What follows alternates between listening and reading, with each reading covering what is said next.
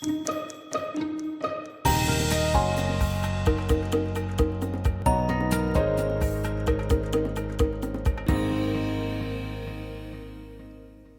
supercenters can go small and succeed, 10 Walmart Express stores profited in just their first year, and supermarkets can distinguish with fresh foods in small formats like Fresh and Easy, we at the Lempert Report suggest that warehouse clubs spin off mini versions of themselves that focus only on food.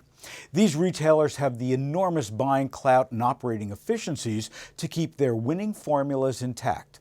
But the opportunity exists to be far more convenient in 15 to 20,000 square foot formats that could penetrate more markets. Any potential cannibalization of traffic to their larger sites would be far outweighed by their new expansive reach into many more U.S. households. This expansion would grow member fees and give these mini clubs a financial competitive edge against many kinds of food sellers, including supermarkets, drug, dollar, and convenience stores.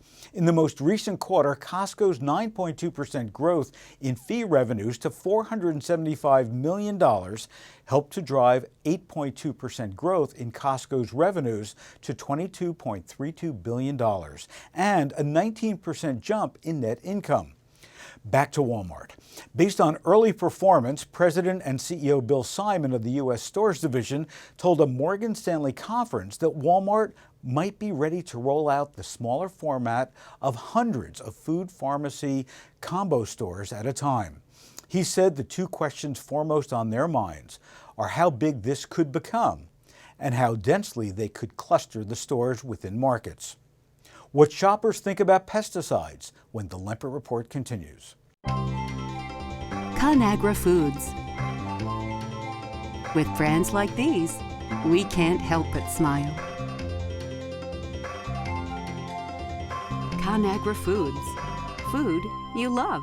60% of consumers express a high concern about pesticide residues, much of which is based on misleading information, according to the Alliance for Food and Farming, a nonprofit organization which represents organic and conventional farmers and farms of all sizes.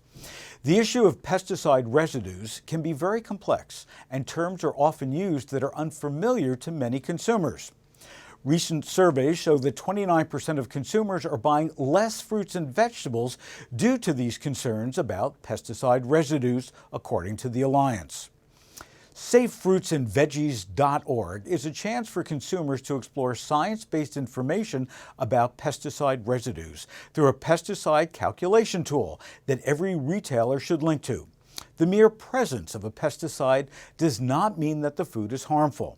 For example, a woman could consume 99,681 servings of carrots in one day without any effect, even if the carrots have the highest pesticide residue recorded for carrots by the USDA. A man could consume 2,640 strawberry servings under the same guidelines. The so-called Environmental Working Group Dirty Dozen gets particular attention on the site. It is a list that names those fruits and vegetables that have been analyzed for pesticide residue by the USDA that have the highest amount of residues. But these lists fail to tell the consumer if the residue amounts represent a quantifiable risk to their health. In fact, two different peer review studies concluded that the Dirty Dozen list is not risk-based, that the methodology used to create the list does not follow any established scientific procedures, and that consumer exposures to the pesticide residues found on these produce items are several orders of magnitude below the levels that are required to cause any biological effect. The Lempert Report uploads right here 3 times a week with the information you need to stay ahead of the trends. For more, just visit thelempertreport.com.